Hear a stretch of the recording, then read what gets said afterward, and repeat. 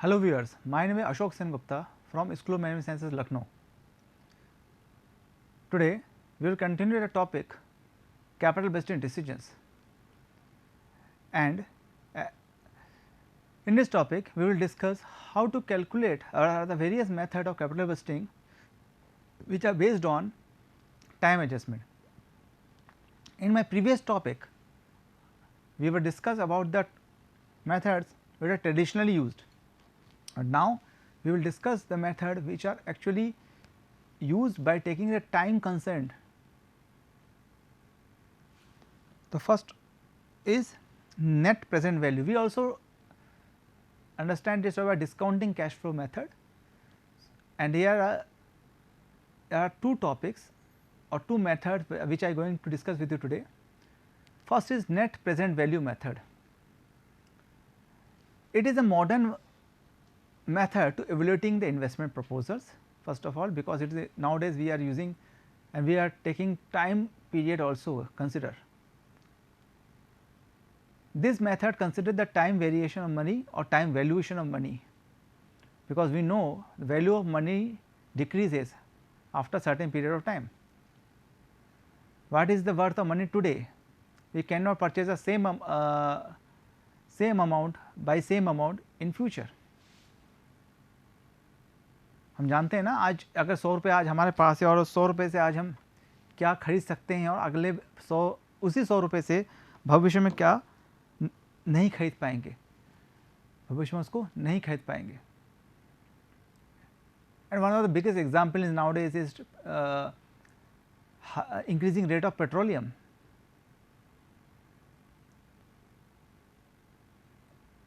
In some part of NCR, petrol rate is 107 rupees, 104 rupees. In Lucknow there is a 198 rupees till yesterday, 1 liter of petrol. That means if you are 100 rupees, you can just able to purchase a 1 liter of petrol, but after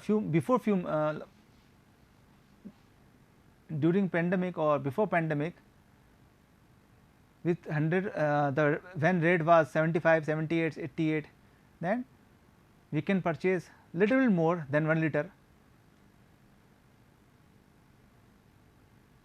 and it is quite clear with this example that value of money decreases with increasing in the inflation. So, hence it is also important to consider the time value of money or value valuation time while we calculate the present value factor or while we calculate the budget of or capital budgeting. Net present value. Net present value is a simple calculation where we divide 1 by 1 plus r power n. Here n is number of years, and this is like this 1 divided by 1 plus r, and it is a power n present value. So, we are calculate the present value of 1 rupees. R is the rate of interest rate of discount, and sometime we also said our expected rate of return. And if we continue receiving some amount for a certain for a longer period of time, we need to find out the present value of particular amount. This helps to calculate the value of 1 rupees for certain period at a specific rate, like 1 divided by 1 plus r changed to 10% is 0.1, and for 1 year, it is 9.09. That means value of rupees 1 decreased to 9.09, or after what is 0.90, it is rupees 1 today, it is rupees 1 today, that is the present value. So, if there are number of inflows, then A 1 divided by r power n, A 2 r to power n can be replaced by 1, 2 and so on.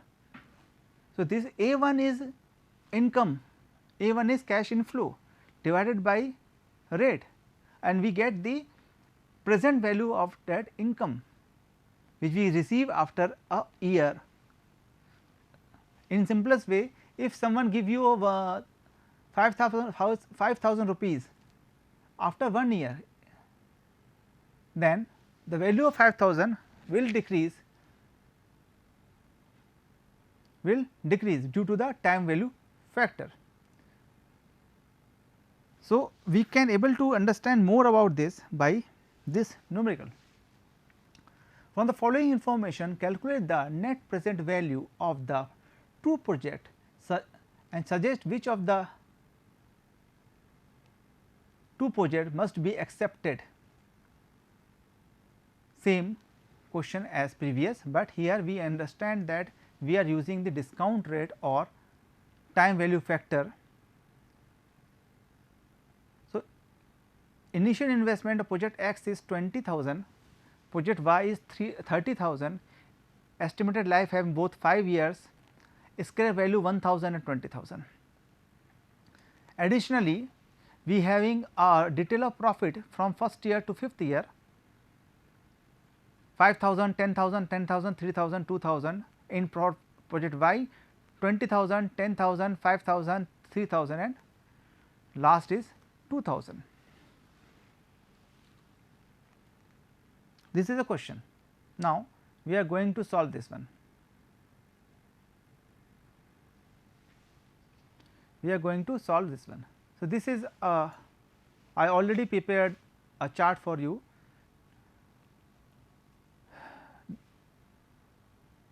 This is a table in which first column is of year, second is cash flow, third is present value of 1 rupees at 10% discount and present value of net cash flow. So, this amount is you get this amount from present value table available in your books. In financial management, you will also get this value or table from internet. Present value table is already given in internet. There are a lot of websites from you can download that table. Present value table, present value annuity table, future value table and future value annuity table. There are 4 tables. So, this value is calculated. How we can calculate this value? 1 divided by 1 plus, because it is 10%, it is 0.1, and because we are calculating for first year this. So, 1 divided by 1 divided by 1.1. In case of second year, this is this. In case of second year, we need to do 1.1 power 2. This is the value of second year. Value of third year 1 divided by 1.1 power 3 and so on and so on. So, this is the way we can calculate the present value with the if we having the discount factor. So, in this question initially cash flow is in first year 5,000, second and end of second year 10,000, end of third year is 10,000, 3,000. तो 1 साल बाद 5,000 मिल रहा है, 2 साल बाद 10,000 रुपये मिल रहा है, तीसरे साल बाद 10,000, चौथे साल बाद 3,000, 5वें साल बाद फिर 2,000 और 5वें साल में ही 1,000 रुपये में हमने उसको बेच दिया. तो 1 रुपये का वैल्यू 5वें साल के एंड में पहुंच जाता है 62 पैसे. 1 रुपये का वैल्यू 1 साल के बाद पहुंच जाता है 90 पैसे. तो 5,000 की वैल्यू क्या होगी? We multiply this one, this into this, we multiply this, we get the answer. We get the answer.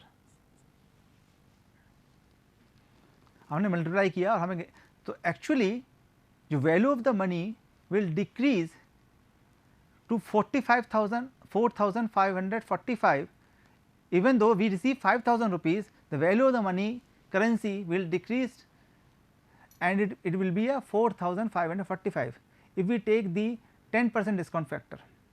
Higher discount factor, more down the value. Okay.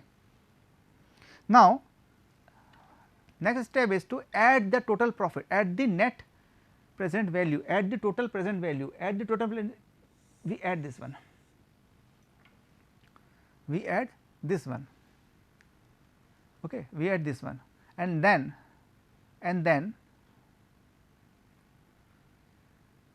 minus the initial investment and receive this, minus the initial investment and receive this. Hence, our profit is 4,227, our profit is 4,227. Now, project Y, having the same kind of calculation here, 20,000 we received and value of 1 rupee is 9.9, we multiply this one and we received after 1 year, actually the value of 20,000 comes down to 18,180. We multiply this to this, we receive this, this to this, receive this. So,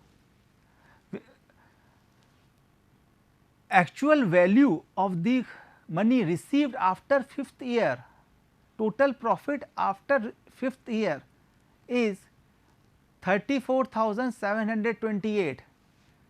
Present value of money we receive after 5th year is 34,768. That means, and when we deduct this one, it helps to find out the actual profit.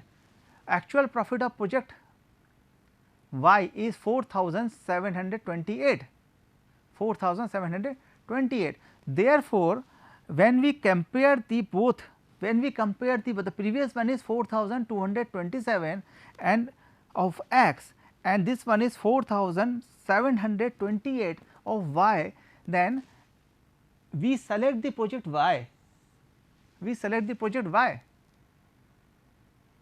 because the net present value of the project Y is higher than the project X.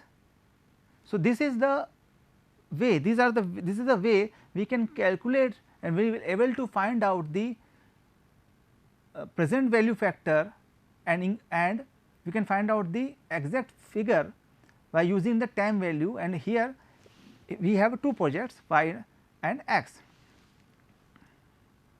Now, after present value we have another method which is known as internal rate of return method. This rate of return method also is a time adjustment method. Under this method, projects are discounted at suitable hit and trial method. Under this method, since discount rate is determined internally, this method also known as internal rate of return. Generally क्या होता है, हमें ये तो नहीं, हम पक्की तौर पर ये नहीं बता सकते कि कितना परसेंटेज हमें चाहिए, कितना डिस्काउंट हमें चाहिए, पर हम इतना मानते हैं कि हमारा जो इनिशियल इन्वेस्टमेंट है और प्रेजेंट वैल्यू जो आएगा वो मैच कर जाए, यानी कि जो यानी कि ज़ीरो हो जाए, यानी कि initial investment minus total present value, initial investment minus total present value zero हो जाना चाहिए। तो किस रेट पर, अब तक तो हमें रेट पता लग रहा था, प्रेजेंट वैल्यू में रेट, अब हमें क्या करना है, हिट एंड ट्रायल मेथड के थ्रू ये देखना है कि रेट कौन सा रेट लें, डिस्काउंट है कौन सा रेट लें, जिससे कि हमारे जो इनिशियल इन्वेस्टमेंट है और टोटल प्रेजेंट वैल्यू है उनको जब सब्ट्रैक्ट करें ज़ीरो आ जाए और हमें पता लगे इस रेट पर हमें एक्सपेक्ट कर रहे हैं हम कि इस प्रोजेक्ट से इस रेट हमें मिलना चाहिए, अब expected rate is this one. So C equals to, यहाँ पे जैसे C equals to A1 1 plus R की पावर, यहाँ पे 0 कर सकते हैं पहले ईयर में, या जहाँ पे इन्वेस्टमेंट किया A2 1 प्लस r की power 1 and so on AN 1 plus r की power n. This is the whole calculation. The A1 A2 are the future cash, 1 2 3 4 are the numbers of years, एक साल 2 साल 3 साल 4 साल 5 साल कितना साल, और रेट ऑफ डिस्काउंट R हमें निकालना है, हमें ये R निकालना है. सो कैसे निकालेंगे? Hit and trial method use करेंगे हम लोग. तो सबसे पहले सिंपल सा एक मेथड करते हैं. सिंपल मेथड में हम क्या करेंगे? प्रेजेंट वैल्यू फैक्टर निकाल लेंगे. फॉर्मूला क्या था? Initial outlay divided by annual cash flow. याद रखिए, initial outlay divided by annual cash flow. Now initial outlay is, हमारे पास सबसे पहले इनिशियल आउटले इज 50,000. हमने कितना पैसा जमा इन्वेस्ट किया? 50,000 रुपये. 5 साल हमारे पास टाइम है. लाइक नहीं होगा, लाइफ होगा ये.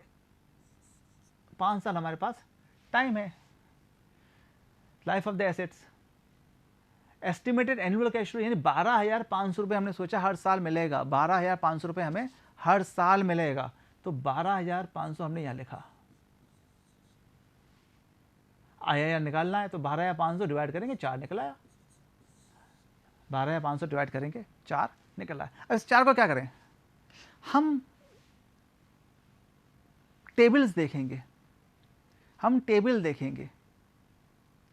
आप लोगों के पास टेबल अगर है तो आप टेबल खोल सकते, देख सकते हैं. हम present value annuity factor table देखेंगे. जो टेबल इस तरह कुछ बनी होती है.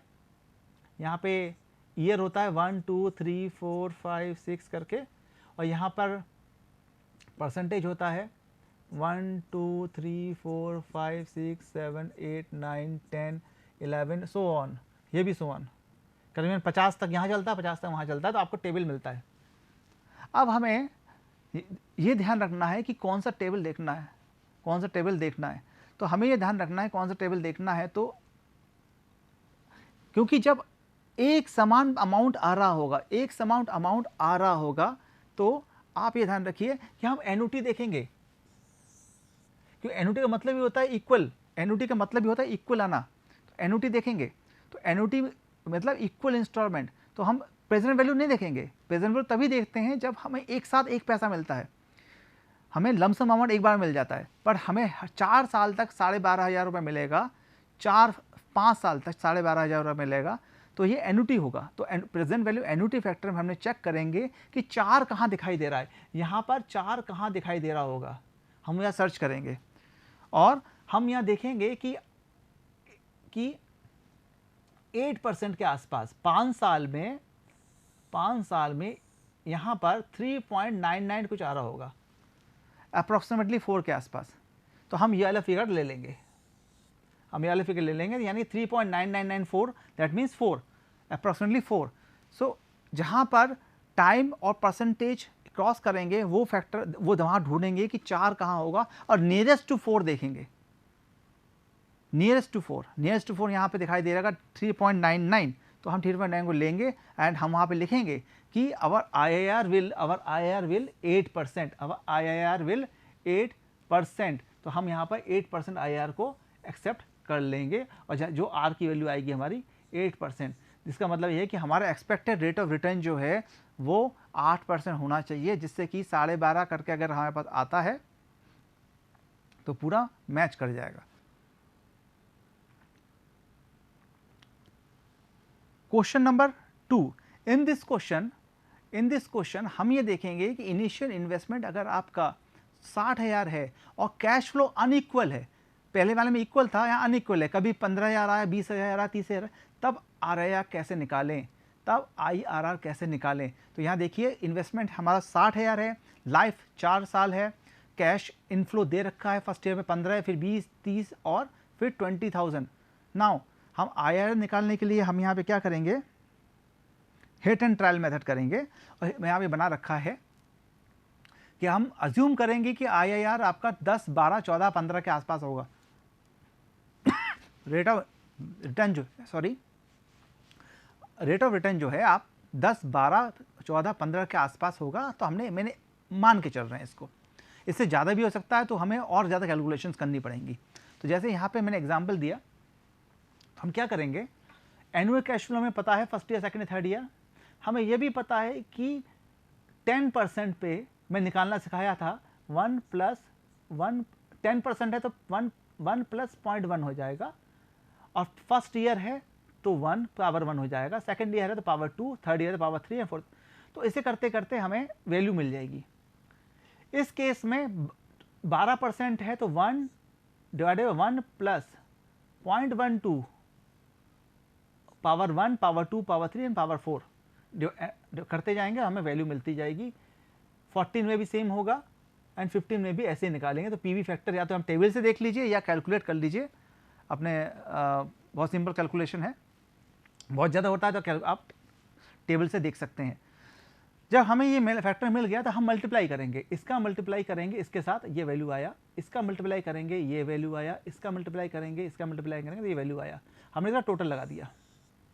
सिमिलरली फैक्टर 12 में भी हमने इसका मल्टीप्लाई किया इसके साथ, इसका मल्टीप्लाई किया इसके साथ, इसका मल्टीप्लाई इस, तो एनुअल कैश फ्लो तो सेम ही रहा ना। तो हम बस हिट निकालने जा रहे हैं। तो 12% पे 10 पे निकाला, 12 पे निकाला,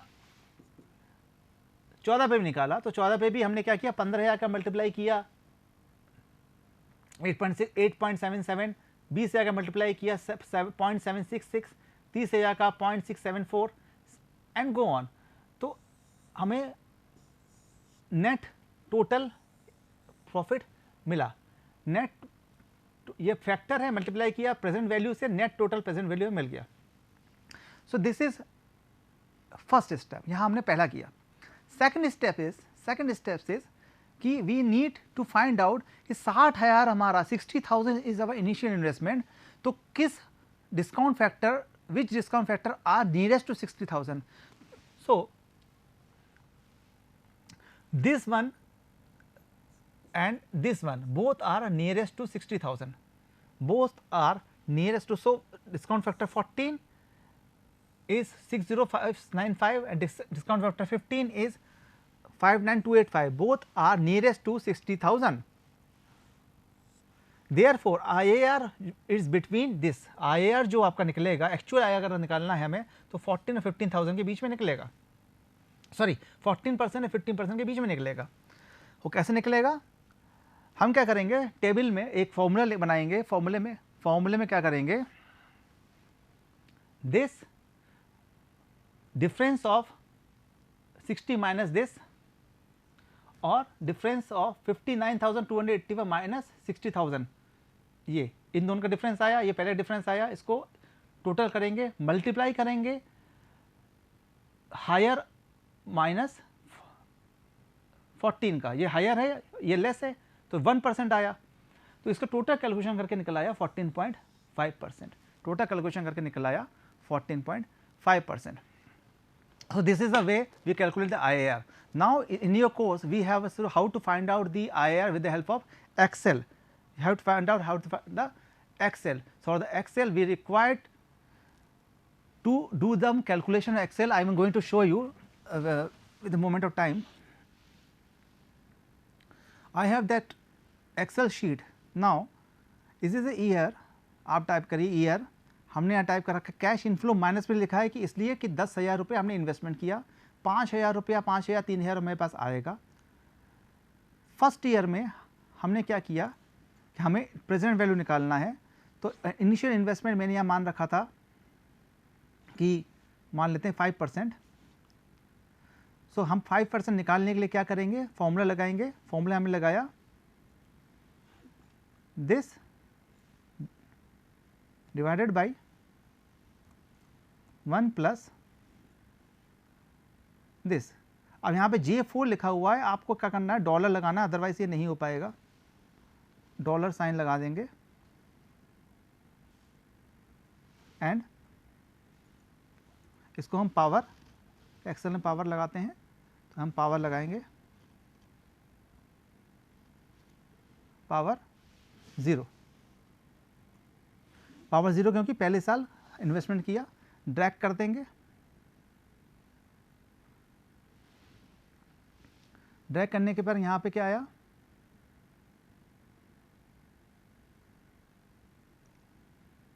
ओके तो यहाँ पे पावर 2 लगा देते हैं, पावर 1, पावर 2, पावर 3, क्योंकि तीसरा साल है, मतलब 4th ईयर है, एंड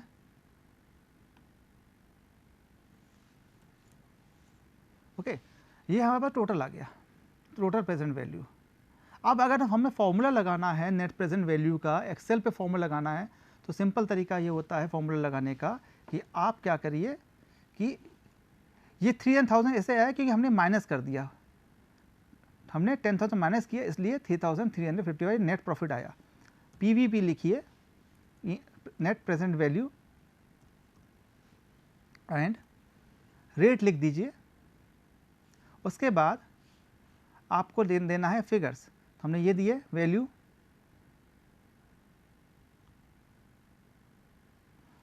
ये वाली वैल्यू, देन ये वाली वैल्यू,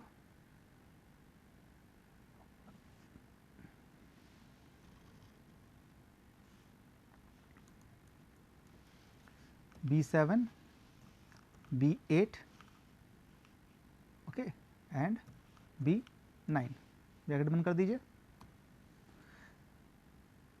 ये आया क्योंकि हमारे पास टोटल वैल्यू आ रही थी। अब इसको हम क्या करेंगे, यहाँ से भी कैलकुलेट कर सकते हैं हम लोग। यहाँ फिगर पे लिखिए, यहाँ पे कैलकुलेट करिए, यहाँ पे हम लिखेंगे एनपीवी, सर्च करेंगे, आ गया।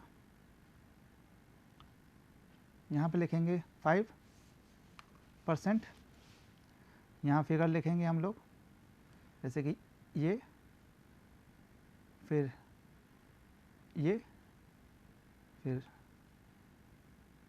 ये और ये, एंटर करा, ये आया वैल्यू। अब IRR के लिए भी आप लिखेंगे IRR, IRR,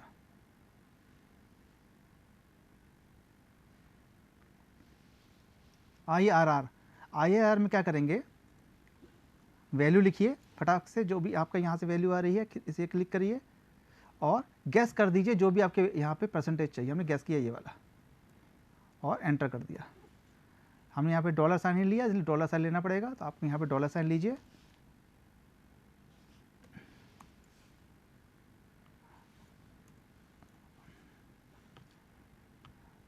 यहाँ लिखिए IRR, एंटर करिए, वैल्यू डालिए,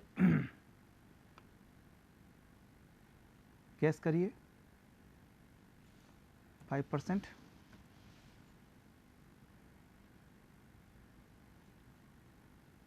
यहाँ पे कुछ इशू हो रहा है, तो हम यहाँ पे IRR की वैल्यू हम यहाँ चेक करेंगे, और IRR वैल्यू हम यहाँ से नेट से ढूंढ सकते हैं फिगर्स में, और यहाँ पे डालने के बाद हम फाइंड आउट कर सकते हैं टाइप कि हम किस तरह एक्सेल पे फॉर्मूला कर सकते हैं। Okay, thank you for watching this video, hope you understand the video, thank you.